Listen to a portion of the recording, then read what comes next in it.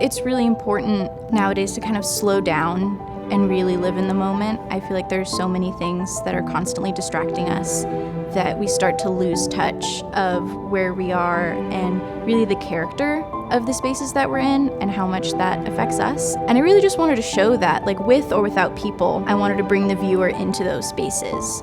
And I think a lot of the empty spaces, they have evidence of people, and that's always really interesting because the viewer is able to project themselves into that space. I want to bring attention to my everyday life, things that I see every day, and when I started out doing that, I realized that a lot of people have a lot of those same experiences and same feelings about certain things. And so I really wanted to capture not necessarily the object, but the mood or feelings towards those objects.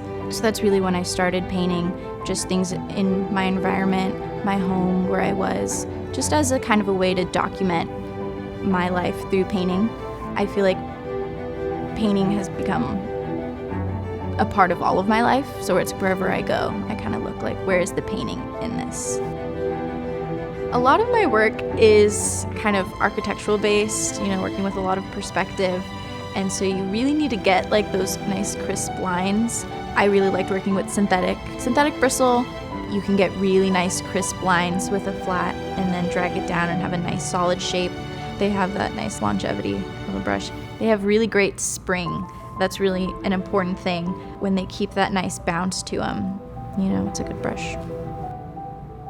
Life is really temporary, and art just feels like a way that you can stretch that moment on forever. Capturing one really small moment or a small feeling and having other people able to experience it long after I'm gone. Every brushstroke that you apply, it's an intentional mark that you're leaving, and the entire piece is just built up of all of those little actions that leave evidence of the artist's hand. And you can try to paint the most photorealistic thing, but it's still coming from the brush. You can feel the presence of the artist there, really.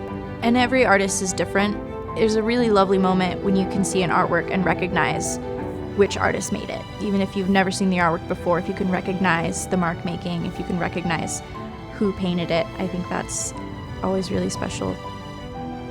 It's really important as an artist to have a community of artists and creative minds to help bounce ideas off of, so you're not kind of creating in a vacuum. I think it's really important to have a support system when you're making art, because you do run into those doubts, and it's not always easy.